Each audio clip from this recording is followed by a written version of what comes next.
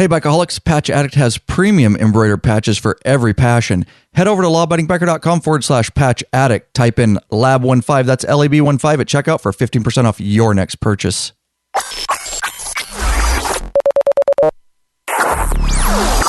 Hey, Bikeaholics, don't forget Zero 3D has a wide variety of innovative products for Harley-Davidson motorcycles, affordable chrome, lighting, and comfort products. These guys ride and support riders just like you. Head over, check them out right now, lawabidingbiker.com/Ciro, CIRO. Roses are red, nuts are round, skirts are up, panties are down. Belly to belly, skin to skin. When it's stiff, stick it in.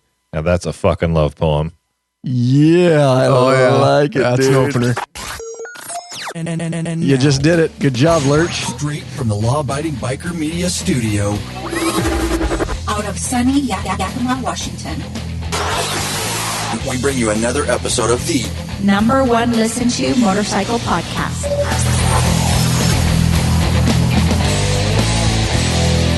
We're in your head. We're in your head. We're in your head. We're in your head.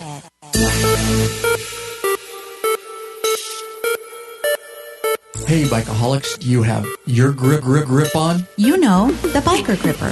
Simply the best motorcycle cell phone, GPS, radar detector, and EFI tuner mount on the market. Oh, it grips so tight. That's right, 18 pounds grip strength to be exact. So sleek and strong. That's right, fits American or metric motorcycles and comes in black or chrome. So what are you waiting for? Get your grip on. You can get the Biker Gripper exclusively in the Law Abiding Biker store. Head over to www.lawabidingbiker.com/store and get your grip on.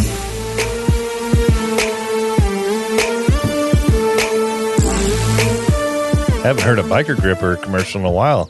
It was overdue. It was overdue. That's and right. Listen to Nydia's sweet voice. That was nice. You know what we're here for, Robbie? Making the law-abiding biker community great again. Yes, we are. Damn Skippy. Because it's going to be great, Lurch. It's going to be huge. That's awesome. It's tremendous. Stirring shit up. That's what we're doing right here at Law Abiding Biker Media. That's right. Welcome back, you freaking bikeaholics. This is the podcast for the motorcycle majority, the Big MM, also known as 99%. That's right. By listening to this very podcast, Rob likes to say you are part of what we call The biker revolution, No bitches. You got to throw in the bitches. I love it, dude. I love it. That's right. Large and in charge of the motorcycle scene more than any time in history, guys. We just have one question. What are you waiting for, bikeaholics?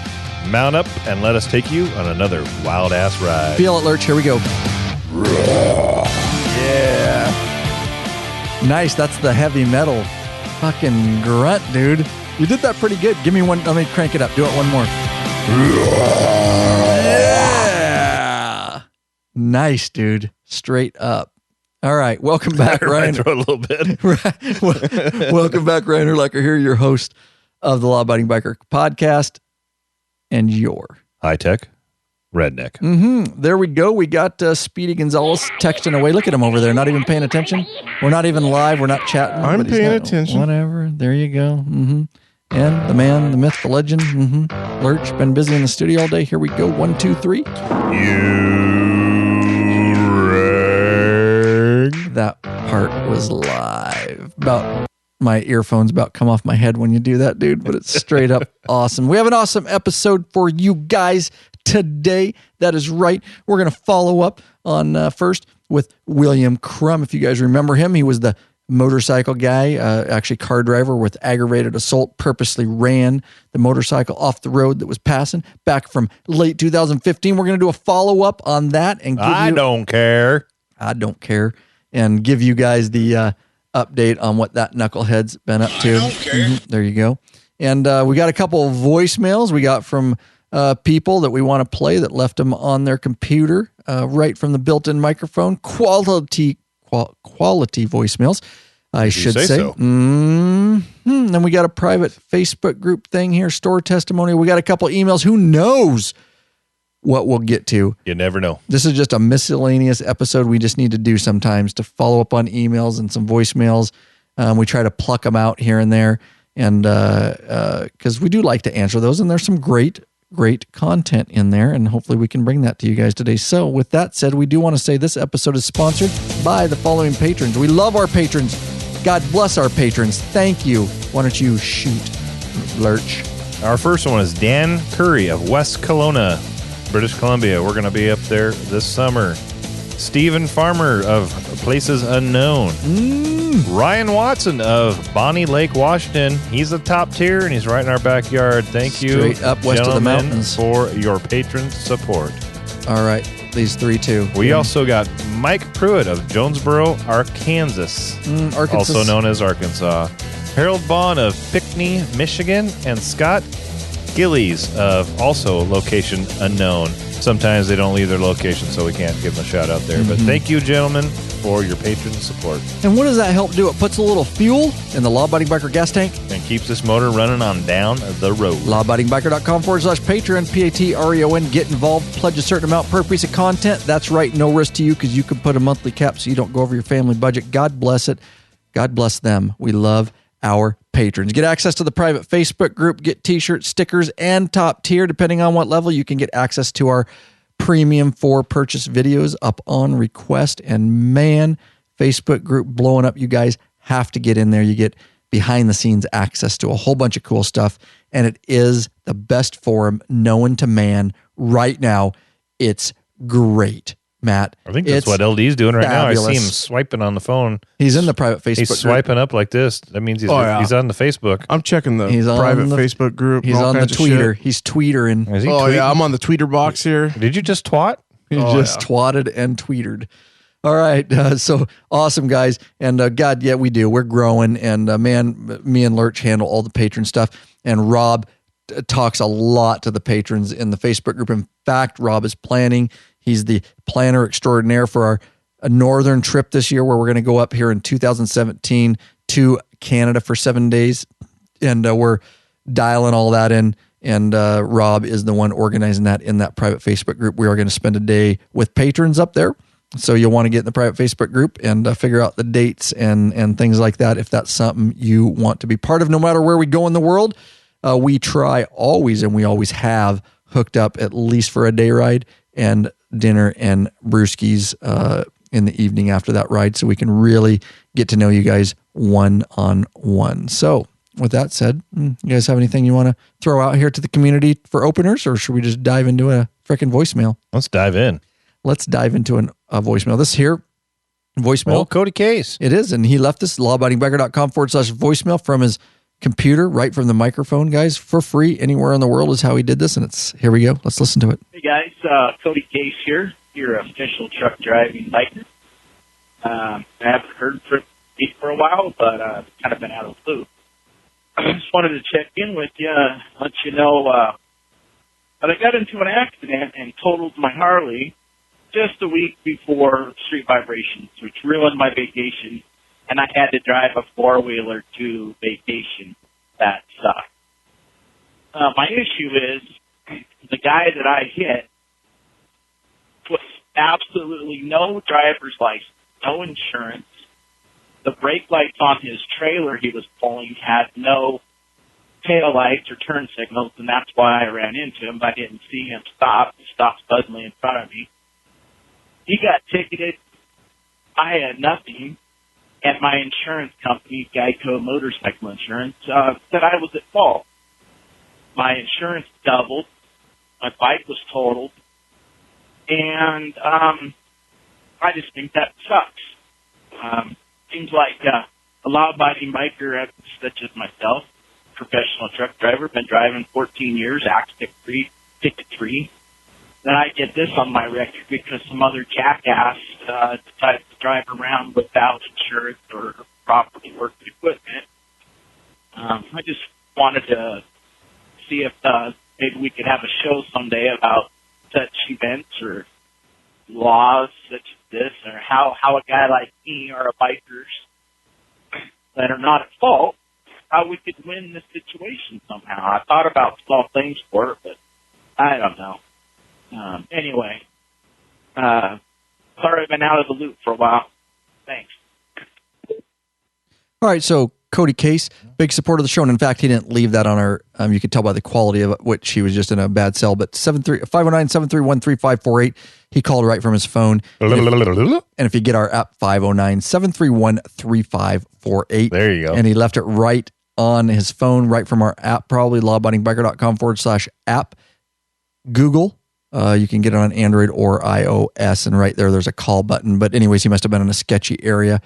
So hopefully you got the gist of that message, and we'll do old William Crum after we get done with this little area. I was going to do that first, but we'll do this after. I thought this was a good topic. Yeah. It's been pending a while. And thanks, Cody Case. He's involved in the private Facebook group there, of course, and we appreciate you leaving that message. So to sum his message up, just in case the quality wasn't there, because I don't know in post, Matt, how that's going to work out, but that's going to be awesome. He was right. It's going to be tremendous. It's going to be awesome. It's going to be tremendous. It's going to be huge. It's going to be huge, people. Huge. I'm going to clean it up. It's going to be awesome. It's going to be the best thing you've ever heard. It's going to be tremendous. Love it, dude. Love it. Stirring shit up. Fantastic. It's going to be fantastic. Fantastically stirring shit up. Love it. All right. So essentially, he's riding his motorcycle, and you guys listen to the message, so correct me if I'm wrong. And you're wrong. He could fake news. Fake news. I am fake news, dude. But he is following someone. The trailer, right? Didn't have lights. That's what I heard. Okay. Yep. Didn't have lights, and he ended up rear-ending the lights and or the trailer without lights. And luckily, he's not. We want to first say thank God he's not seriously hurt. We want to say that, and if you got out of it unscathed or lightly scathed, then that's a good motorcycle accident. So thank God for that. But the trailer didn't have lights, and he ended up, Geico, his motorcycle insurance, ended up saying it is his fault. I think we have a lot to talk about here. Sure do. And I'm just telling you guys, you may not like a little bit of what I have to say. It doesn't necessarily mean, we're going to tell you from eyes of law enforcement, all sitting in this room, very experienced law enforcement, that have to deal with this type of stuff, and whether we're going to go by what the laws say. And there's definitely two different things. There's the law, and then there's the civil part. Exactly. And we're going to break that down. Okay. Yes. Very good. So we have to give you the law and why maybe that was considered your fault, but that doesn't mean that's our personal views. We are going to stick strictly to what is the facts in this state. Number one, it does vary from state to state, but it's similar in a lot of ways. So hopefully it can roll over to you guys in other states, but we don't know the laws in the other states. I know the laws in this state, due to our Leo daytime paying jobs, guys. So, with that said, let's just open that up for discussion. Anybody want to start and roll with that? And we can, yes, no, you want to start, Rob, or do you want to start, Matt? Or you want me to start? I want to hear what a city officer has to say. A city officer that's been only a city officer. Right. You've got experience with a plus I'm with the traffic unit now. So yeah. I kind of traffic's my bread and butter. So yeah. What do you have to say, Rob? Looks like we have a collision here. And there's a motorcycle involved. Send help. I'm en route coffee. Get me a bag already. You dumbass, dude. Oh my God. Well, dude, that was good. I like that. I can say you always cite the causing driver. That's our policy. How do you decide the causing driver? Well, in an accident like this, in this case, yes. Unfortunately, 99% of the time, that guy that is in the back is the one that's going to get the ticket.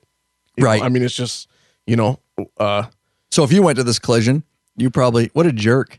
Rob, you're a fucking jerk. You would give William He said Cody 99% of the time. Mm-hmm. This is one of those ones where you probably wouldn't, right? Mm-hmm. You're going to, probably not. You're going to have to. I didn't know you were going to button up. The problem is the guy's going to say, oh, my lights worked. I checked them before I left. The guy on the bike's going to say, no, they weren't working. You're going to have to do a little bit of work.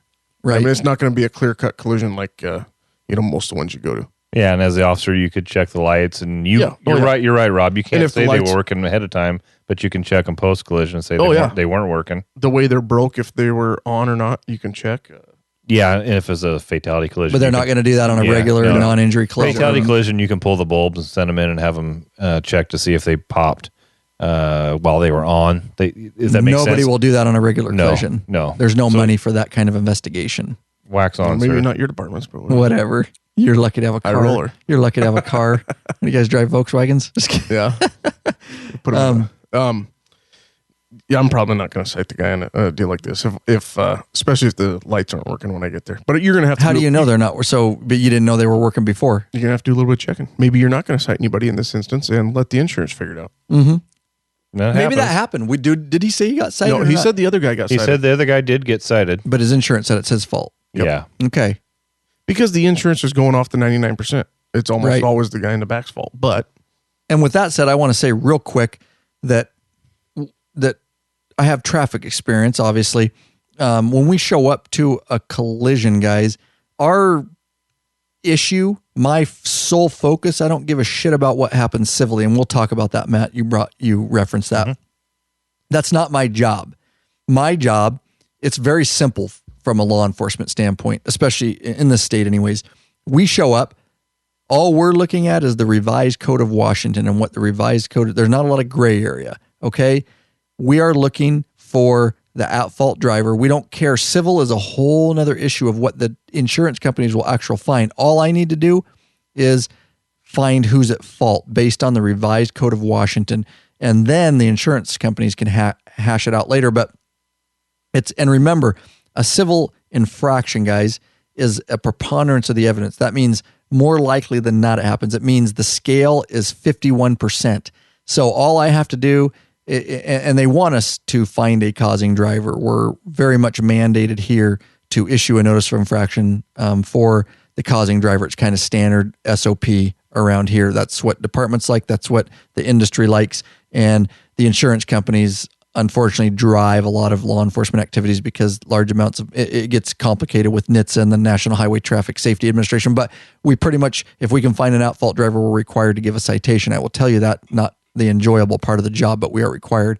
So all I need to do is go, and if I see 51% more likely than not that you caused the collision, you're getting the citation. And again, we're required to do that. I don't enjoy or delight in that because you've already been in a collision. I actually say that when I'm usually issuing them is, hey, I know you've already been in a crash and it sucks. And I'm sorry, especially when it's a young kid crying, you're like, I am required. I try to minimize it and give them a inattention instead of a following too close or whatever. But yeah, you are, like Rob says in this case, and then I'll pass it to you. I'll pass the conversation to you, Matt. I'm sorry, William Cody Case. It sucks. And I know, and he's a professional driver and I get it and I feel for you and I know that. But again, the 51% scale is going to tip in this. If I went to this collision, it's very easy for me, regardless of the lights were working. That can later civilly, again, I don't want to get off track, but from a revised code of Washington standpoint, you're following too close, whether the lights are working or not.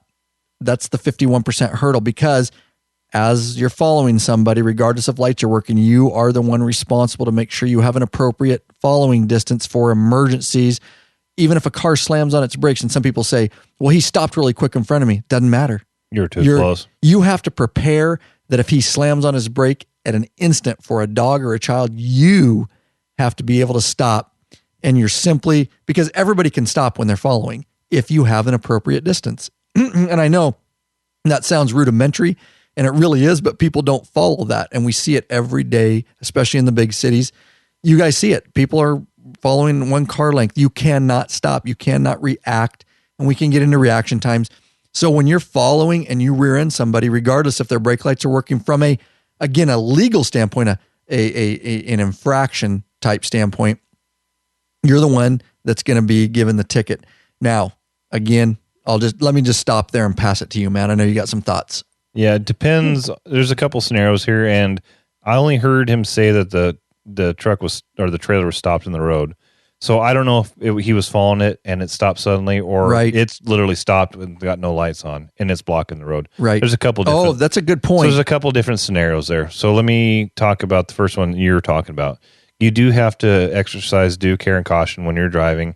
And let's say there's a boulder in the road. You need to be able to stop in time and not hit that. If you hit it, unfortunately, it's your fault. And people say, well, it wasn't my fault. The rock was in the road.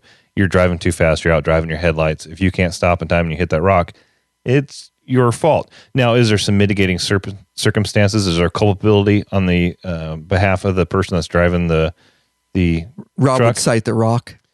Sorry. Ticket will be in the mail. Driving the truck without the lights.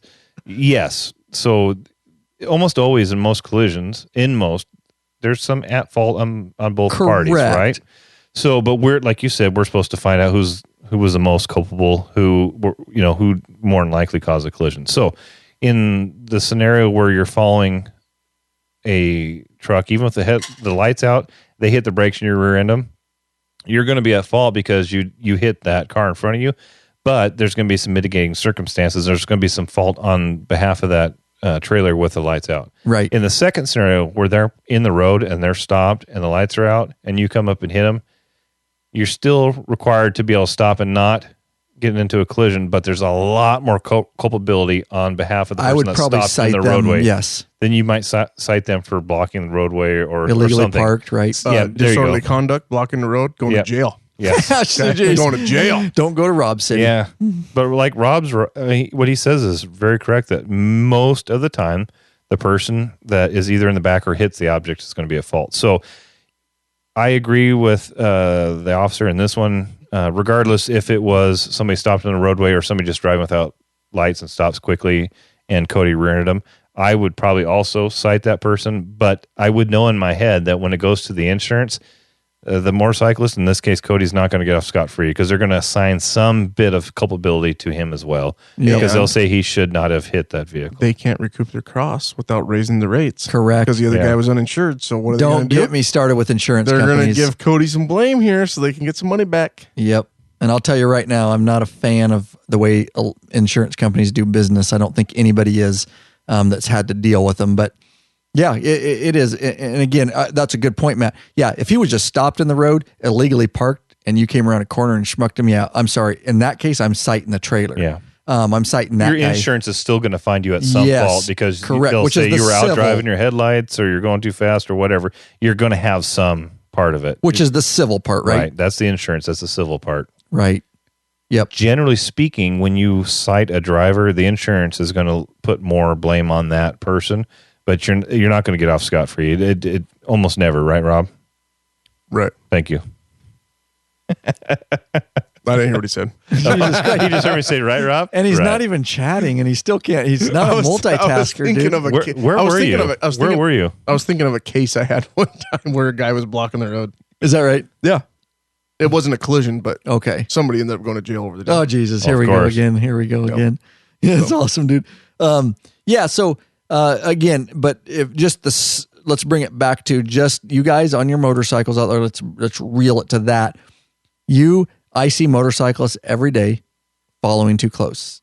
People are you think you have control and you don't, and it's ridiculous because it's not necessary and it causes accidents, tons of accidents. It takes you at least a second and a half to react. Did you guys You cover a lot of distance in that. Then you have to stop. Was it in the closed Facebook group, the patron group, the braking video? Did you guys watch that?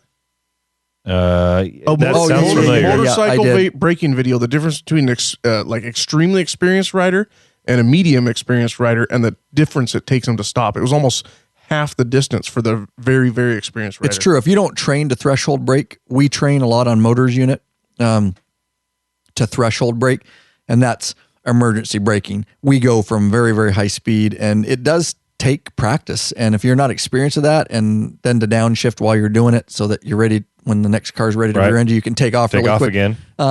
It's sketchy at first, and you have to really get good at that. And so you can practice it, but you really need to go out and get a parking lot, and you need to set cones and distances, and you need to reef on your bike. I mean, a lot. And ABS bikes are different from non-ABS. The ABS bikes, you can steer them still. Right, correct. The non-ABS, you're going straight.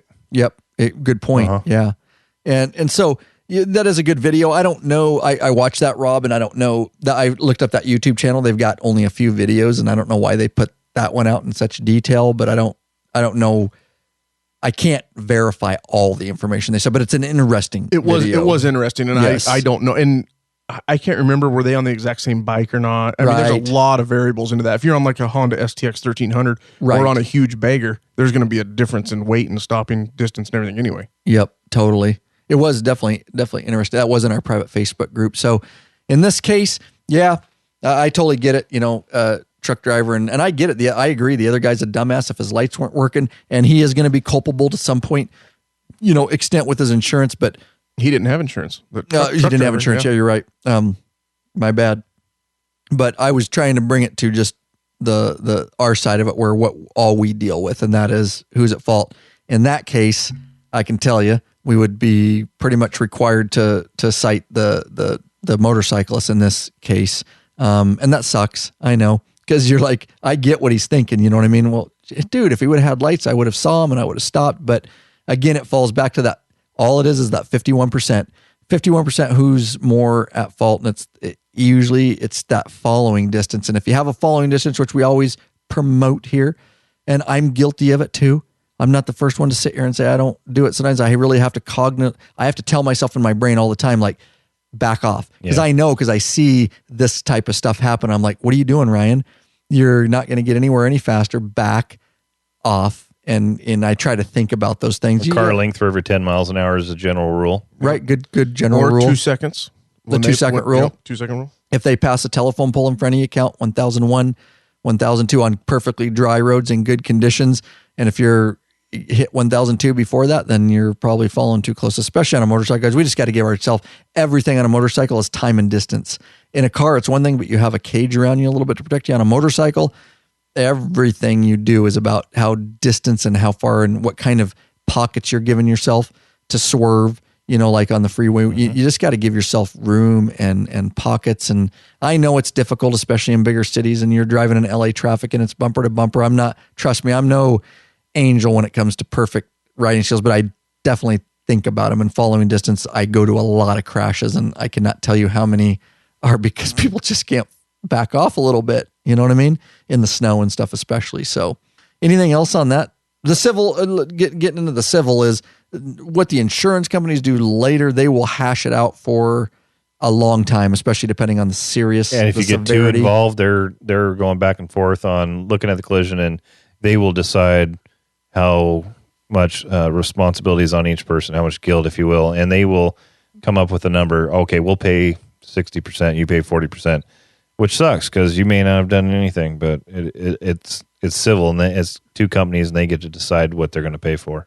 Yep, and regardless if a citation's issued, which is crazy. Correct. Yeah, and you don't even get a say. They get to just tell you, and then they get to raise your rates and or drop you. And I get it. I get the system, and I get why Cody Case is frustrated. I totally get it because I agree with you at face value. You're like, dude didn't have freaking lights, and I agree. And he is going to be somewhat, I'm sure I would guess culpable as far as the insurance goes. Like you say, split at 60-40 or whatever. So sorry about that. My bottom line is I'm glad you're okay, buddy. Damn right. And I'm glad you're okay. And I thank you for stepping up to the plate and sending a voicemail like that sparks real world, podcast type conversation and issues that people need to be aware of. I can tell you, regardless, I wasn't there, Cody. I don't know, all the circumstances. So I'm not I hope he doesn't think we're judging him at all. We're not, because that could have happened to me. It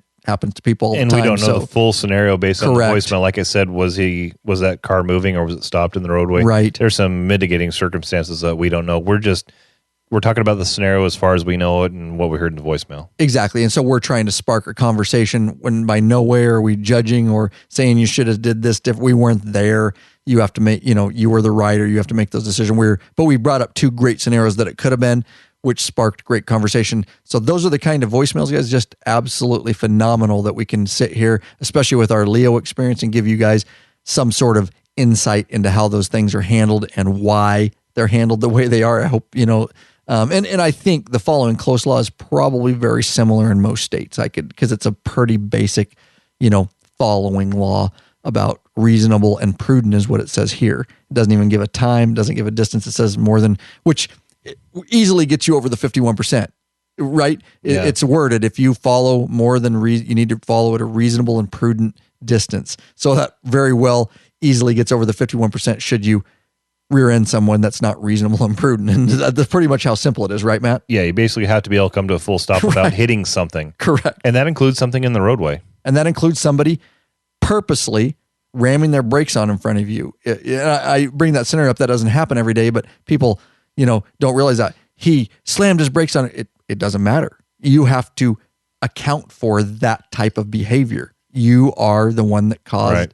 If you would have been following 10 seconds more or a mile more, you wouldn't have hit him. I mean, I know that's ridiculous in the scope of things. You're going to follow, 10 minutes behind somebody, but again, that brings it into reality that you're simply, if you would have created more time and distance, you would not have rear-ended the person. So, and in our state, I don't know about other states, but there's also a speed too fast for conditions. True. Which you can actually kind of translate into speed too fast to avoid a collision. So you could be going the speed limit and still be going too fast for the conditions based on the available lighting and whatnot. And so you can actually the ice or weather. Weather's right. one, but weather. But absent of weather, even just at nighttime, if you're over driving your headlights, right, you're going too fast for conditions. Yep. The conditions at the time are night, right, and your lights aren't bright enough, or you're not on your high beams, and you're over driving. You're driving faster than your headlights can see, if that makes sense. So something comes into your headlights and you hit the brakes, you can't stop in time. You're driving too fast for conditions. So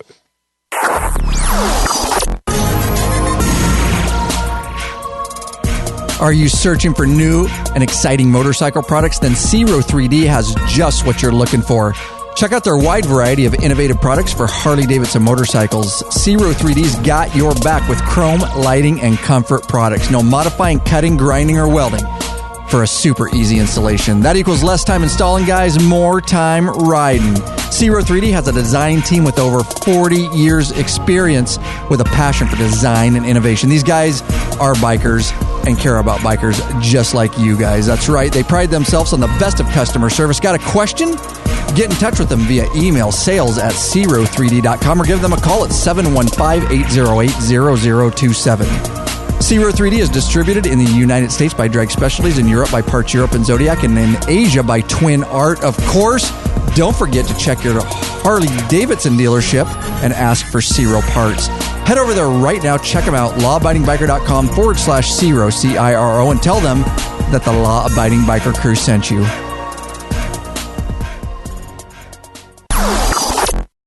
Sounds right. Strange. Yeah, no, I get people, it. Yeah, it's a pretty basic speed too fast law. Yeah, you're right. That's a great avenue. I'm glad you went down that, because that gives some good insight. Yeah, Robbie, you have anything to follow up on that besides no? I would never drive too fast to outdrive my headlights. Whatever.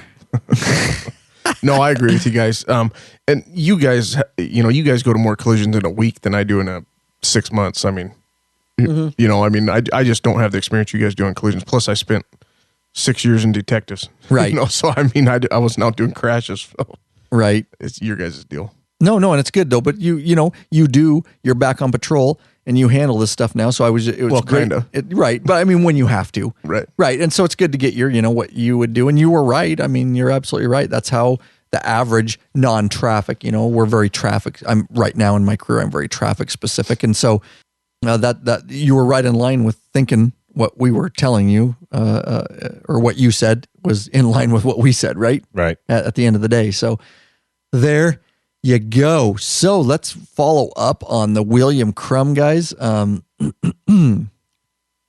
Excuse me. The William Crum incident. And you remember this, Robbie? Remember this knucklehead? I remember watching it, but I can't think of the details of it. Hit the sound for him. He'll remember. Oh, yeah. Play him a couple of sound bites. Was this one on the... I don't care. Yeah. God, you're fucking dumb, dude. You're dumb. So we put this in the... This was on the country road, right? Was this on the country road? Yes. Yeah. Okay. This is the guy. Look at this guy. Okay. Bit of a road rage incident. What's this and guy? He swerves over and hits a motorcyclist. This guy, William Crum, looks like your... Dude, this guy sits on the porch outside his trailer, and we're not making fun of trailers if you live in a trailer, but he sits out on the side of the trailer drinking a PBR? A PBR, or a jug of Natty Light, of a Natty Light, or a jug of whiskey, and playing his harmonica, dude. That's what straight up, man. So William Crum was this happened back, and to give you reference, if you guys want to listen to episode 89, lawabidingbiker.com/89, we go over this incident in detail. It's a great episode, and we break it down in detail. Anyways, just to give you a brief, William Crum. So this guy happened in October 2015. This guy's such a knucklehead that he got put in jail, and he did get indicted. Let me start by saying what he did. Why don't you do that, Matt? I need to wet my whistle. You need to wet your whistle? You sound a little hoarse. I know, over I'm there. you hear it in I'm trying to clear my throat, man. So they were driving down a country road in Texas, as LD mentioned, and a couple bikes came up on him, and they were trying to get around him, and they finally pulled out to go around him, and he swerved, basically, and hit one of the cyclists. Swerved out into the left lane. Right. So, right? There was 2 lanes, one in each direction, and right. he did. He went over the center line and hit the cyclist trying to pass him. Now, I'm not saying that the cyclists were exactly innocent in this. They were riding his ass, and it wasn't passing zone. No passing zone, and so there's some mitigating circumstances. Culpability, just there's like we said. Culpability on their part, but still, he was a jackass, and he swerved over and hit one, put one down, and he said that he got stung by a bee. You kind of heard that in the clip there at one point, and one of the guys says, "Hey man, you hit him, and he says, I don't care. So there was a little road rage going on there. And it's all on video. It's all on video. The guys had a helmet cam. One of the guys had a helmet cam. And there was definitely some road rage going on there trying to get around him. I think he's speeding up, slowing down. But when they finally went to pass him, he moved over and put one down. And the bike tumbled and the guy slid. And he had his wife or girlfriend or something on there. Yeah, there's a gal in the back too. They both. It was horrible to watch. Yeah, it was a little bit rough. So when they had a confrontation, the second cyclist that had the helmet cam on there confronts him, and you can watch it all. You're dumb. You hear him say, "I got stung by a wasp," but at first that was his defense. That was his defense. But at first, when he says you hit him, the other Crum says, "I don't care." And then they start talking a little bit more, and then that's when he says he got stung by a wasp. Dumb, dude. You're dumb. You're dumb. But you hear him saying, "I got stung by a wasp." So that was what happened. Right. And so this happened. Let me put this in time frame. Is this coming back to you, Rob? Yes. Is this coming back to you, Rob? He just looked like a guy that was sitting on the stand being grilled, and he had to reach up to the microphone and go, "Yes." Right. Just move your mic. Yes. Just move your microphone. Ladies and gentlemen of the jury. Yes. Yes. No, it is. I watched it, but when did this happen? How long ago? So good question, Rob. So this happened in October of 2015. Now, a year later, that we're going to talk about this. So October or around late 2015, then a year later, this came out, this update. We just haven't got to it. In late 2016, now it's 2017, but that'll give you perspective. We're just catching up with some of this. So, all right. So he is the a-hole who swerved his car, right? We already talked about that, to hit this motorcyclist. Of course, again, it was no passing zone, but no way are we saying he should have swerved and hit a motorcycle.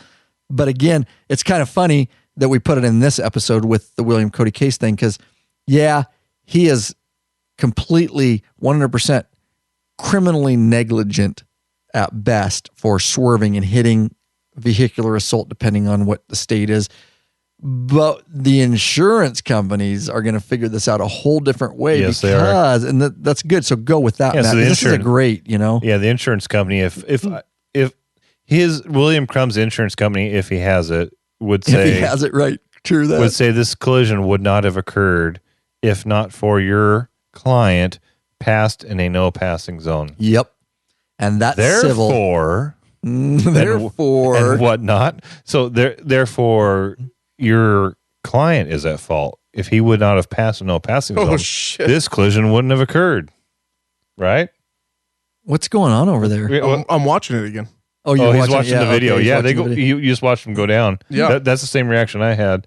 So, it's civilly, they're going to say it wouldn't have occurred if you didn't pass a no passing zone. So it's about a 50-50 for insurances on that. I don't know if they're even going to get to 50-50. I think it's going to be a little bit more on Crum's side. Right. But when it gets down to the insurance part, the civil part. It's going to be like an 80-20. You think so? Oh, yeah, sure. It's you don't even know. There's going to be some culpability on the part of the motorcyclist.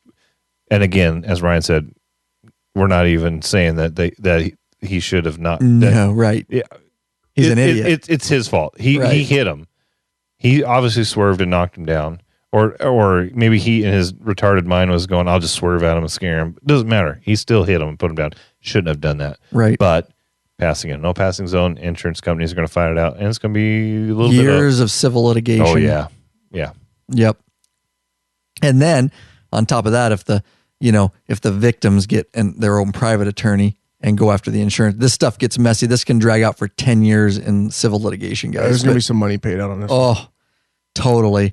So now it's been, let's just put it into perspective, 2015, obviously late. Well, now it's just past Crumb's 1 year anniversary, which would have been late 2016, guys. 1 year anniversary in jail. So this knucklehead spent a year in jail and he hasn't even been convicted yet. So because he can't bail out. So he the 69-year-old trailer's not worth it now. He couldn't put up to the bond company his trailer. $150,000 bond. He's got to come over. Is that what it was? 10%. Yeah, it's $75,000 each charge. You got 2 charges of aggravated assault, and it depends state to state what they call it. We'd call it vehicular assault, but in Texas they call it an aggravated assault. So it was $75,000 for each charge. So he had 2 charges, $150,000. So he needs to come up with $15K to get exactly. So his bail, generally speaking. Explain that to the audience, though. So that's easy to us. Yeah. So the amount of your bond, you usually need to come up with 10% and then put up some collateral for the remainder. Right. So you put up 10% and then maybe the title to a couple cars or a house or something. To cover another $135,000. House probably going to have to put up a house. His trailer. Yep. His trailer. His trailer, and then he's going to have $15,000 of cash. His little Firebird or whatever it is. And his banjo. Wonder if his banjo. Yeah, what is put that? up his banjo. I can't remember. Some kind of Pontiac or something? That's a styling car. No, is that a Cadillac STX? It's got a little bird on the back left there. I don't know what the hell it is. Oh, a Thunderbird? Oh, I guess. Oh, yeah, that thing's... Yeah, it's ugly. Cherry, one owner, original paint. Yeah, shit. Original paint on that original bed. Paint, except for the little scuff motorcycle was blue. That's blue down the side. That's the original patina on a barn find. Oh my God. He couldn't come up with the $15K and the collateral to get himself out of jail, so he's still sitting in jail. So he sat in there from late 2015 when he was originally arrested and booked until late 2016. Now, good call there. He could face up if he's convicted once he goes to trial. Remember, guys, he hasn't even been to trial. Now, I'm not sure. I couldn't find any new stuff, whether he's actually been to trial, but these things can drag on for some time, obviously, and you've got hearings and all that kind of stuff. So John Burns, last October 2016, wrote an article about William Crum, who intentionally crashed into the motorcyclist and his passenger to cause them serious injuries that required hospital treatment. Anyways, court records show that Crum, charged with 2, like Lert said, aggravated assault cases, felonies. Police arrested Crum. Okay, so in the incident October 19th and booked him in October 20th. So late October 20th, 2015. So it was a day after the incident, which is interesting. Didn't take police long to figure that out and pick him up. So unable to make bail, obviously. And so the court setting, since his arraignment hearing charges read, I'm just reading February 2nd, 2016 is his arraignment hearing, I guess. Yeah, he was arraigned a year ago and he's still sitting in jail. Right. Oh my God, dude. Pending trial. In Yakima County, he would have been pretrial released by noon. Oh, but yeah, no doubt, dude. Oh, don't get us started on the pretrial release program. You know how many people we arrest on pretrial release? Oh, it's a disaster. Texas. You got to love Texas. For all you listeners in Texas, God bless you for holding people accountable still. They probably have him in a cell braiding his own rope. Don't they still hang people down there? Oh, yeah. You get this done. Braiding his own rope, dude. Yeah. That's nice. No shit, dude. I'm going down to Texas in April, down to San Antonio. Are you? Ooh, yep. Hit the river walk. You taking us? We're staying on the river. It's awesome. We're going to do the river walk and go see the Alamo and have a good time. Going for work or the wife? The wife. You'll have a good time. I like San Antonio. Her birthday's in April, and once she reached a certain age, apparently she didn't want to celebrate her birthday anymore. She has not come out and said this yet. I've noticed it's a trip every year. Every year we go out of town. It doesn't have to be out of state, but we go out of town for the week, and so she wanted to go somewhere for her birthday, and I said, just find cheap hotel. We've got airline miles through Alaska Airlines, or we have different hotel rewards points. I said, just find the best deal you can, and she found a great deal in San Antonio. So I'm coming down to Texas. Watch out, Texas. I want some good beer and I want some good barbecue. Dude, we'll get in the private patron Facebook group, because every time I go somewhere, if I have time, dude, those people can hook you up. Yeah, we're going to Okay, Busby's Barbecue in Bandera. We're going to a place called the Salt Lick. That's about an hour from there. The Salt Lick. It's supposed to be like the best barbecue in Texas. I don't know. Oh, it sounds good. All right you now, Texas dude. folks, I don't know, but we're definitely going to take a ride. Dude, the Salt Lick just sounds good. We're going to hit Austin. Are you going to rent a scooter while you're down there? We're going to talk about it because we were talking about going up to Waco because she wants to go up there. Where they burned out the religious freaks or what? No, there's if you watch one of those TV channels with the home improvement crap, there's a couple called the Gaines, Chip and Joanna Gaines. It's called Fixer Upper, I think is the name of their show, and they've got some crap in Waco, and she wants to go check them out. So maybe we'll take a bike up there. Hells yeah! But awesome. I hear some music. Oh well, no, that's fine. I actually just started playing it, and just because I wanted to thank a couple people that donate. lawabidingbiker.com/donate. Of course, we love our patrons, but we never balk at a flat donation. We love our flat donations if that's the way you want to support us. That's right. Charles Garland of Tavares, Florida. Chase Brewster of College Station, Texas. Thanks so much. That's the guy Texas, right there. Right there. There you College go. Station. Yeah. Hey, Chase, are you anywhere near San Antonio? If so, let me know. There you go, guys.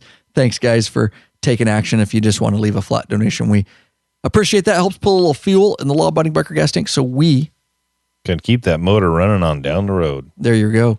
Yeah, that's awesome, dude. If you get a chance, it just depends. Sometimes I go on trips and I just don't have time because it's so packed. But if I have time, yeah, it's just gonna be the two of us. We're gonna spend, I think it's 5 days down there, and one of the days we're renting a car and running up to Waco. But maybe I can get a bike instead. I don't know. Yeah, dude, I'd check into that. I would check into that too, no doubt. The 355th District Court in Hood County. How many districts do they have? 350 in one county. You have 350. No, that's got to be a superior. Right. That's got to be a state court. Correct. How That's what many I'm thinking. freaking districts are there in Texas? Dude, it's a huge state. Texas is go large. If you're going to Texas, go large. I mean, that's all I'm saying. Yeah, everything's bigger in Texas. We have 39. Will I be bigger in Texas? How many counties? You might be. How many counties in Washington? 39 counties in Washington. We're 39th because we're 39th. Alphabetical. Correct. 355. Jesus. Anyways, in this 355th district, Crum's cases are pending. He has a standing discovery order that basically, guys, is defense counsel can do a discovery. So you have to give everything over to defense counsel, whatever documents and evidence you have. We won't get too deep into that. In addition, the Hood County District Attorney's Office has an open file policy. So basically what this means, guys, is they have an open file policy. They already, whatever system. Right, they have to. You have to. But this is an interesting file policy, though, Rob. Reading this article is they already produce it all, so they don't have to turn it over. They already produce it before they ask for it. Oh, yeah. So as soon as they get something, they're giving it to the defense immediately. Correct. And so what happens is a lot of times there's these constant status hearings, and every month there's if you're in custody and you can't bail, there's a status hearing, and the defense comes up and asks for new things like, we want this. Well, in this county, they don't even need status hearings for this moron because they have an open file policy. Like they don't need to status because whatever you need, we've already provided to you before you asked. So that's the way I read this article. So this knucklehead is even getting status it says right hearings. there why Crum's cases had no pretrial settings. Right. And so that's why there's just he's just sitting in jail. Trish Walters, Assistant Court Administrator, 355th District, where Crum's case is pending. Yeah, has no court settings. Further confirmed that Crum remains in Hood County Jail. He must wait for his case to be targeted for trial, which just like we do here, where you have 15,000 cases that are supposed to go and one goes on Monday. We're trailing. Whatever the hell that means. I haven't figured that out in 11 years. I know, dude. Don't you love it? You get a subpoena for a year. Every Monday you're supposed to show up, and then finally, and then it please. But just call me when you need me. Thank you. I tell him that. Here's my phone number. I'd quit sending subpoenas in my box and just call me when you need me. So this explains, obviously, why he hasn't been in court. So now Crum's attorney, Luke Lucas. Oh, my God. Luke Lucas. Now, why would you, whatever, dude. Yeah, why would you name your kid Luke if your last name's Lucas? Oh, my God. Smoking weed. Straight up, dude. Lucas. That's the Texas heat getting to him. Yeah, that's the product of smoking weed. All right, that'd be like Robbie Robinson Roberts. True. No doubt. So in part because Judge Ralph Walton does not accept many plea bargain agreements. Don't you love Texas? Like, judges here just wait for plea bargains. Like, give me a plea bargain so I can close this case. And this judge is like, nah, you know what? I don't do plea bargains. We're going to hold people accountable. I bet he's got cowboy boots, cowboy hat. You love Texas. And he's probably got a 6-shooter under his robe. We need to move to Texas, dude. This freaking place. When this guy's in jail for a year and he hasn't even been to trial yet, you got to love it, dude. The only thing I don't like about Texas is so much of the land is all privately owned. They don't have state or federal forest like we have. We have that's the great thing about Washington. Department of Natural Resources, Forest Service. There's huge land in Washington that's open to anybody. Right. You can go up and do whatever you want up in the forest and hike and hunt and whatnot, but in Texas, my understanding is it's all privately owned, so there's no public land. So one thing I do love about Washington is it's a handshake is all it is. We have shitloads of it's a handshake with some money in it if you want to go hunting. Breaking news. We have an update. Breaking news. Oh, we do. Okay. William Crum is currently still in custody. Is he? Is this a current article, dude? No. I looked up their jail inmate roster. So you went straight to the Hood County. Yeah. Good job, Rob. Aggravated assault with a deadly weapon, 2 counts. So as of 2017, he just found their inmate roster. Look at him. Yeah, it's even got his picture. Good for him. I mean, every jail has an inmate roster. So good job, Rob. And he's still in jail. And it's 2000. We're recording this, and this will come out in March. But we're recording it in February. Is Buddy farting again? Buddy just ripped ass again. Buddy, the studio dog, needs to just I only gave him a few pizza. I've given him pizza crust before, bro. What do you think it is? Was it Pizza Hut? It was Pizza Slut. Yeah, is that what you normally get here? Yeah, you do. No. You do like the Pizza Slut. I know we usually do Papa Murphy's. I'm not. Well, if you don't do Papa Murphy's, you do Pizza Slut because that's what's available in town. Right. Is there a Domino's around here? No Domino's. Oh. Nope, just Pizza Slut right here in Sela. Mm-hmm. Oh my God, dude! So good job, Rob. Thanks for looking that up. He went to custody. Has not gone to court. This guy still. I love Texas. Like you said, in Washington, he would have been out the next day on pretrial release. No way they would have held a guy at that age for this long. Not a chance in hell. God. Thank God for Texas. I'm moving to Texas. That's it. All our Texas listeners, God bless you. You guys still have a justice system. Keep it. That's right. Mm-hmm. Making it great again, Lurch. And they got Chuck Norris, Walker, Texas Ranger. Oh, yeah. Okay, you said Lurch what? No, I said Lurch. We're making it great again. It's going to be huge. Right. Texas making it great. Fabulous. Fantastic. I love it. Oh, I love it, dude. A big deal. Stirring Washington up, dude. It's funny to watch. Okay, we won't get into politics, but Lucas feels media coverage. Lucas, the attorney of Crum, feels media coverage has been very one-sided against his client. The defense has not finalized its trial strategy, but may stick with Crum's claimed excuse that a bee sting caused the crash. The motorcyclist was passing Crum, obviously, in a no passing zone. We already talked about that.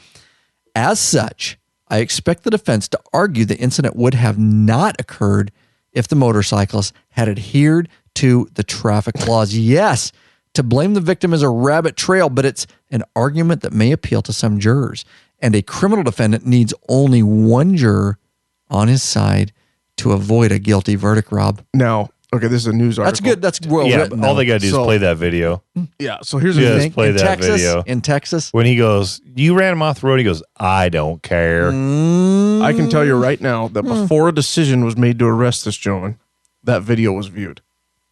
And any any investigator worth their salt would have said, Mirandized him, asked him to talk, and if he said yes, I would have said, where'd you get stung by the bee? Show me. You should have a welt or something. It's been 24 hours, buddy. Where's it at? Right. And if he couldn't produce that, boy, I'd be hounding the shit out of that guy. That'd be first thing I'd tell the prosecutor. He asked me first damn thing about that because that's going to be his defense. Right. And which interesting in this, we won't go too much longer and we'll close this episode down. But the other interesting thing is, okay, I'm just saying, Rob, let's just say he had a welt, okay? For argument's sake, okay? Let's just say he had a welt that we believe was a wasp sting, okay? Rob, you know as well as I do. We were, and I've, let's just talk about you. I have rode a motorcycle and been stung by wasps multiple times in the air. Hang on. Before you say anything, I was following and you got it and stung in the nose and you were riding a motorcycle. What is your reaction? Is it to swerve across the center of the road? No. What was your reaction? Well, once I got around that semi, I pulled over and stopped. Correct. It hurts like a motherfucker. And that thing was stuck in my nose, stinging the shit out of me repeatedly. You get on the brakes. Correct. You get on. I kept the hammer down and got around the semi. Oh. We were on 97 Blewett. The few times I did the last one, which was really bad, is he got caught in between my ear flap and my helmet. I wasn't wearing my full face, and he was fucking stapling me in the ear, just that, because wasps, can sting over and over. And all I did, I still have my hand on my throttle, but I'm not going to swerve into oncoming traffic. And I reached up there and tried to pinch him with my gloves as hard as I could to kill him and threw him out. My ear swelled up, but I did not cross the center line. I think that's bullshit. And the defense would be, if you wanted to do that defense, if I was a prosecutor, I would simply argue that those kind of cases, like, I would bring people that, have been stung or maybe they have personal experience, but that is not a common reaction. And the fact that it occurred at the exact moment the motorcyclist was passing, to put all those in a package to say that was just coincidence that he got stung by a bee and he swerved at this wide open road at the very time. It's clearly, I think you can show that he did it because the motorcyclist was passing. But that's what I submit to you, the jury, to decide. And if I remember right, I close my case. Your case is closed, unlike your mouth and Buddy's asshole and Buddy's butthole. But if I remember right, correct me if I'm wrong, You're wrong. Some road rage type driving, right? There's video of the riding before the crash, isn't there? No, there is. We just don't see it. There is. They're riding with the helmet. No, hang on. I just watched it. At the beginning is the white car with a gray SUV behind it. Yep. With a relatively reasonable following distance between those two vehicles. Correct. They go to pass the gray car and they pass both at the same time, never leaving the left lane. Yep. No, so there was nothing leading up to this. Yeah, they weren't like riding his ass or anything. He saw him coming up in his mirror and he was pissed that they were passing a no passing zone. I submit to you. That helmet, listen, that helmet can was running the whole time. You don't know what happened before that. Right. I'm just saying there was probably something that got old William Crum all pissed off. He might have saw the bikes hauling up on him or doing whatever. There's something. That's why I'm saying that he went across on purpose, because there's probably some riding ahead of time that Crum saw that pissed him off, and that's why he swerved over. Right. Why would you just swerve over and a bike's passing? No, that's what I'm saying. He saw him coming up in his mirror and he's pissed off that these bikes are passing in a no passing zone, and by God, he's going to stop it. I'll show you. So he can get home and play his banjo. Right. He's got things to do. Oh, yeah. He had a date at the Grand Ole Opry.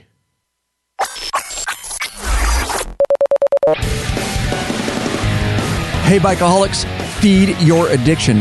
Patch Addict has badass embroidered patches for every passion, and the quality is unmistakable from this family-run company based out of Austin, Texas. More than 800 patches to choose from. These patches look great on vests, hats, gear bags, motorcycle covers, and more. A huge assortment of large back-size patches, plus military, Irish, religious, funny, patriotic, road sign patches, and more.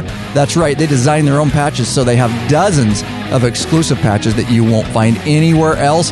Head over to lawabidingbikers.com/patch addict. You'll get free shipping on every order over $25, plus 15% off when you use coupon code LAB15. That's LAB15.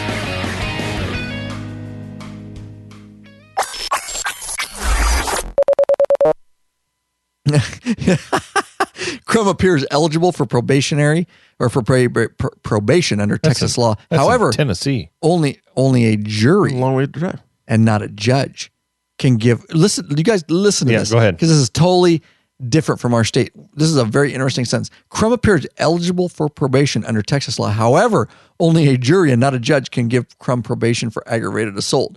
I love Texas. Okay, just to put straight up for Texas. Hang on here. I want to put Texas in perspective to Washington. A gentleman and his girlfriend, who's pregnant, tried to hire a hitman to kill the pregnant lady's ex. They plead guilty, and because she's pregnant, they both get to wait a year to serve their sentence in our county. Oh my God! And they're out there. Out for a year, try to kill the guy, dude. Texas is awesome. So they get to birth the child, spend a little time with it, then they get to go to jail. Yeah, it was just on the news, dude, like a week ago. You get to do jail on your time. Yeah. In Texas, you'd be popping that little bambino out behind bars. Correct. God, dude, I can't believe that reading that. That's just, thank God. If you live in Texas, stay in Texas. And those that don't know, do not move to Washington. You'll be disappointed. Those that don't really understand Washington State, let me explain to you. There's a Western Washington and Eastern Washington. Yes. Western Washington, which is what you think of normally as Seattle, is very liberal. Seattle, Tacoma, Olympia. Very liberal. The eastern side of the states, once you get over the mountains, get over the Cascade Mountains, you get into Eastern Washington, which is more farmland and more agricultural. We think like Texans more. Yes, you get more conservative people. Unfortunately, the population lives in Western Washington, which is why we end up being a liberal state, right? And the majority, as far as land mass, is conservative. Middle America, we're more Middle America. It's the same as America. Yes, there's really just 4 or 5 population centers that tried it. Well, it's obvious. You look at this latest presidential election, right? You look at a map. Correct. Yes, exactly. Which is why things ended up the way they did. And Oregon's the same way. Mm-hmm. Eastern Oregon, Western Oregon, and unfortunately, Washington, Oregon get liberal or get labeled as liberals. It's only a third of the state by land mass, right? Yeah. By people mass, yes, but by land mass, no. Yep, very good. That's a good way, and people don't know that about Washington. They think you're right. Just like everything, you think about different states, and you think about the capital city or the biggest city, not the capital city, but the biggest city. We are very, very much 2 separate states in Washington: Eastern Washington, Western Washington, totally. And you will find that. So here's interesting. Hood County juries, like most rural Texas juries, are tough on crime. Holy shit, that's a concept because that doesn't happen here. As such, Crum may receive an extensive prison sentence if found guilty, even though he does not have an extensive criminal record. You can pretty much murder 10 people and still go to trial, and they don't care what you've done before here in Washington. You know what I mean? There's a point system, but for the most part, that's just awesome. That will never come up at trial. Yeah, exactly. That's just right. For sentencing. Yeah, I had a guy. Not to get too far into anything. No, it's fine. It's good. It's good conversation. I had a guy one time that had killed somebody, and we were trying him for a drive-by shooting. And all we could say, because it was one of the crimes that we were charging him with was convicted felon possession of a firearm. All we could say was he was convicted of a previous serious offense. Right. We couldn't say that he killed somebody. No, you cannot. Or that he's a gang member. Yeah, gang member couldn't come in. The last one we did, we sat him on the opposite. So when I was working gangs, we had to sit him on the opposite. Oh, wait, usually the defense sits closest to the jury. Yep. We had to switch tables because he had a teardrop tattoo on his left eye, and he had to sit on the other side, and he never would look at the jury, so they could never see his teardrop tattoo. Jeez. Just straight. Anyways, oh God, we could go down a rabbit hole here, guys. Hood County authorities have taken this incident very seriously, Rob. Good. Awesome. The police arrested Crum the day after the incident, and he has remained in jail ever since.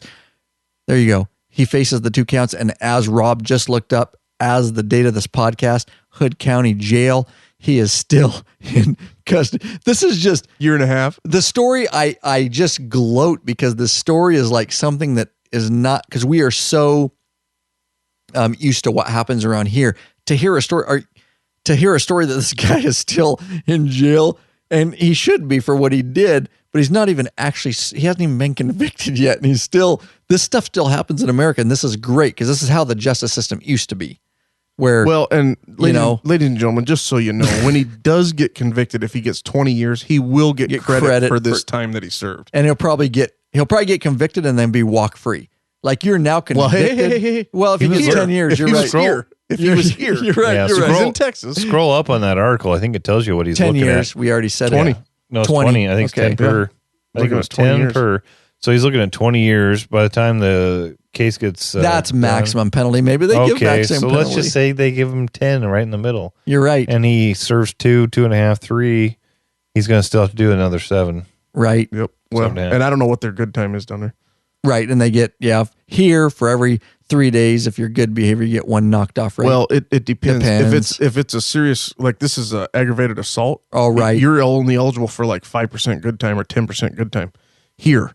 So you're probably eligible for like 0.5% good time. I think personally, it's just bullshit. Good time. Whatever. Right. Oh, I know.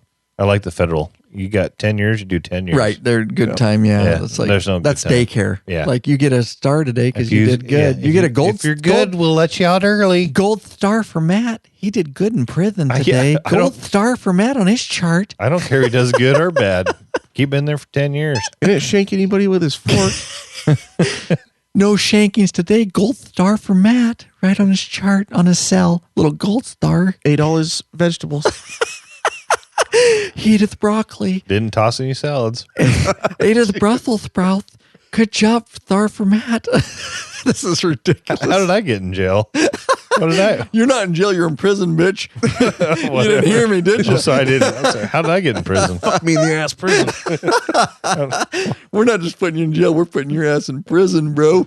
Oh, my God. I'm in prison because I'm sitting here next to Buddy. He's farting on me. Oh, my God. Okay, so this episode, we're at an hour and 15. Should we do one more voicemail and call it good? Let's do it. Break it down because let's listen to this. That was a good follow-up on William Crum. All right. I was hoping you can help me out with this problem I've been having. I have a 2016 Harley-Davidson Road Glide, and I have a Galaxy Note 5 You can answer phone. this, Rob.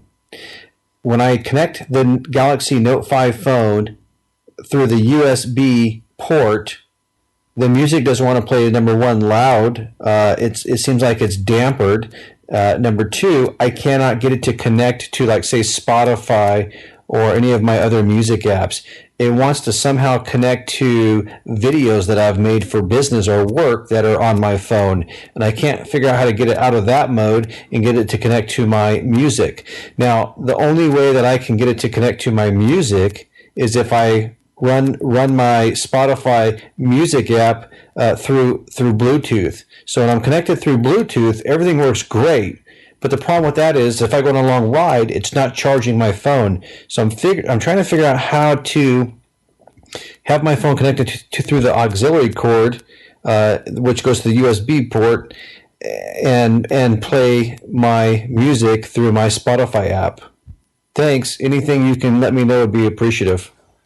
And thank you, Jeff Curti, for the voicemail. We really appreciate it. You can tell that one he left right from his computer, from his built-in microphone. All right, Jeff, I don't know if you work for yourself or not, but I think that's the way of the boss telling you get your ass back to work. But it's only playing work videos and stuff. That's what's going on here, okay? The other thing is I don't know how an Android works, but there's probably a volume button on the side there. You turn that up. Right. Now, for an actual real answer, I'll let these two guys handle it. That's why we have Rob in the studio. Good job, Rob. Always bringing some humor into it. I love it. I was going to say, just get an iPhone. Correct. And okay, now. All kidding aside. Right. And please. Don't get mad at me. People take this shit serious. Oh, yeah. Oh, yeah. It's like Harley Davidson and metric bike. It's like Ford versus Chevy. Okay. But Matt well said. And please, Jeff. I've had both. I'm telling you. Thank you. You got, yeah. Do you want to answer anything about this? I mean, just from. No, you're going to be able to answer it a lot more than I can. But all kidding aside. That would be your first guess. My first guess is it's an Android. It's an open source platform. It's got bugs. You're talking about malware viruses. I mean, there's so much stuff that phone can get on it. You know, everybody puts Norton or whatever antivirus stuff on their PCs. I had a cold one, so it was a virus, I think. But I had the flu. Does that count? I don't know. You dumbass. You dick. When you go to the whatever, I can't remember anymore, Google Play Store, wherever you buy your apps from, you're buying them. Google Play. But you're buying them from all kinds of different providers. And there's nobody checking Apple them. There could be a little back end, little something malware crap in there that you don't know. So you get this free app. There's no approval process with Google Play Store. You can have viruses in it. You can download it. Sure. You go to the Google Play Store, you download app to your phone, and it's got some little backdoor little something in there. Little something. Next thing you know, your phone backdoor whore. Next thing you know, your phone's not running that great. So, but with Apple, you've got to submit all your stuff. It's got to be reviewed, blah, blah, blah. The apps have to be tight. Apple reviews them. They kick you out if that doesn't look tight and is per specifications, which is why you don't get viruses on Apple. Yeah. Some people will say you can do more with a PC, whatever. I just know that. You can't because I've used both. Yeah. I'm just telling you. Yes. Yeah. So most businesses, tech businesses, use Apple for a reason, like me. Yes. I have no malware or virus software on my Apple products. Correct. Yeah, I don't need it. So that's more than likely could be some of your problems. It could be whatever app you download. It's a malware. It's just it's bogged up. It's nasty. So that it's hard to say other than you're using Android. There is a good chance that those weird little things are happening because of something that's running in the background of your phone. So all kidding aside, you're probably going to have less issues with an Apple, but there are problems with the boom, and I think that's what you're going to address. I'm going to let you take it. Go. Very good. You pretty much answered it. Honestly, it's not a boombox problem because Apple devices work perfect with it as far as that issue. But it's, again, and I will pick it up with the boombox does have issues, guys. We all know that. It's had issues. That's why we update our software. Don't forget, lawabidingbiker.com/Harley Boombox, our 3 series of boombox videos over there, how to work it, update software, all the hidden menus and ride planner and all that kind of stuff. All the information's over there. But yes, the boombox does have problems. We have had issues, but they were not specific to the phone problems. The problem is like Lurch says, and please, guys, if you have an Android out there, just keep your Android. That's great. Don't get people get pissy about this stuff, I'm telling you.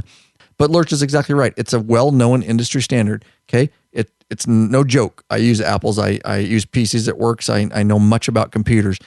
PCs and Androids get viruses. They get malware. They just do. When you buy a PC and then they try to sell you virus software, that's a problem. The day you buy it, sell it to you. I don't have to buy that with my Apple. The reason is Apple's in control of the software and hardware for the most part, and they make sure those systems work together. A PC, the software companies are making the software, and the hardware companies are making the hardware, and it's never really tested together to make sure it's airtight. Anyways, that's a brief summary of why Apple products don't get viruses, but that specifically is an Android problem. And we find that, and me and Lurch know that because we deal with some of our downloadable videos, and they're always on Android devices. Sorry, man. Your Spotify and all that, I can't tell you that there's a quick fix to that, except, and I know it's funny and we'll laugh about it, but get an Apple device and it will work because I can play anything. I play Pandora, I play podcast, I play Spotify and everything through Bluetooth, and if my iPhone's hooked up on that USB cable, and I have no problems with my Apple device. So I'm sorry that your Galaxy Note is having problems. I hope that wasn't the one that was catching on fire. Because it'd be a real bummer to blow up your motorcycle. Harley's going to burn down. But I know, and it's just, whatever. We could get so deep into that, but please do not hate us. If you like Android and you think Android's the greatest and you're an Android fanboy, keep your Android. Don't get mad at us. I'm just telling you that's why we exclusively here at Law Abiding Biker Media use Apple products in most private businesses, media businesses and stuff, because they just frickin' work, and we don't have the issues. Even our downloadable videos, right, Matt? I'm not going to get off on a tangent. We'll close this out, but our premium videos download and they stream. I should say they don't download. They stream just like a YouTube video. We never get customer support emails from people with Apple devices. Every customer support email that says they can't play a video is a PC or an Android. Is that true, Matt? That is 100% true. And we're not dogging you if you have that. Again, please, this isn't an episode about that. I'm just telling you that I'm reeling it in to say that's probably your problem. So there, enough said, and I'm sorry, don't hate us if you're an Android user or a PC user. Matt, go ahead. And on top of that, we don't care what you use. We're just telling you that's the problem here. On top of that, keep your Boom software updated. Mm-hmm. We've got a video on that. Yep. And we generally will pump out a vlog. Yes. Vlog on the updates. I always do. And an article and a vlog. Yes. Yep. Very much. A blog and a vlog. Did we thank these guys yet? Real quick. Yes, we did. Did we? Okay. If you're sure. I know because we talked about Texas. Yeah, College Station. Oh, Texas. yeah. You're right. You're right. Okay. And so again, guys, just to clean that up, please. Again, it's not whatever. We're just doing it in light, but we're bringing us an issue. The boombox has its issues, and then there's so many different phones and different models and different software for the boombox and different software for the phones. There's just going to be issues like that because we don't know what software you've downloaded, what porn you've looked at. We don't know. Right. And we don't know if his software on his Android device is up to date. Right. And Lurch knows for a fact you can look at as much dirty porn as you want and pinkstink.com, and you still, I don't even know if that's a site, but you still on your Apple device, you know how much thing this won't get viruses because it can't. I'm holding up my Lab Apple MacBook Pro. This thing has looked at so much porn, and it runs. That's company policy, Rob. You have to look at porn on your issued laptop. Right. That's his issued laptop, and it's a policy. He has to look at porn on it. Runs flawlessly. Yep. Really, guys, it just doesn't. I'm sorry that, all jokes aside, I'm sorry that he is having problems with, because, I know it's frustrating that you're having problems with your Jeff Curdy with that, but, it is what it is. And maybe update your Galaxy Note and update your boombox, and maybe one or the other will eventually sync and work together, but there is no easy answer to that. Wow. What an episode. We covered a lot of shit in that episode. We went about an hour and 25, Lurch. Man. Thanks, guys. We hope that was an useful episode. We hope it was a bunch of good information for you guys. And thanks for the voicemails, of course, and the great content. And man, that turned out way better than I thought, because I didn't know where we were going to go with that particular episode. And there's still emails we didn't get to, with that said. But we'll drag them to another episode. What shall we do for a call of action right here? Oh, here we go. That's right. That one right there. Bright, guys. Spray motorcycle cleaner, degreaser, motorcycle wet wash. It is our wet wash solution. That's right, guys. It is absolutely the best wet wash motorcycle cleaner on the market. Tried and tested by the Law Body Breaker crew. It is now our number one go-to wet wash motorcycle cleaner. That's right. It's Super. My mouth's getting dry. Foaming triple action formula. Rob gets in all the cracks and crevices. That's what you need. You don't like those dirty cracks and crevices, I do you? do not. You like them nice and clean. Exactly. Easy as pie. Spray it on, let it soak, and rinse it off, Bikeaholics. Then, more time. Get out there and do some more riding, guys. That's right. Check out our whole line of Bike Bright products for your specific motorcycle cleaning and detailing needs right in the Law Abiding Biker store. lawabidingbiker.com/store. Big Daddy Kane has it in stock and ready to ship to you direct right now. He's sitting there. He's got a box in his hand. He's got tape in the other hand. Most likely. He's got foam peanuts sitting right between his legs. He's looking at the shelf. Waiting. He's popping those little He's plastic popping. things. Oh yeah, he's popping the little bubbles, the air bubbles. Waiting to throw another Bike Bright product along with all our other products down there. Don't forget while you're down there, guys, in our store to pick up a bottle of Bug Slide, because it is a great and it is the best waterless motorcycle cleaner for in between those wet washes. Whew, what an episode. The podcast hotline phone number, Matt, is 509-731-3548. Thanks, guys. We hope you enjoyed it. Peace out, and keep the rubber side down. Out like a trout. Shiny side up. No, the shiny side up. We're out like a trout. Love it. Sweet.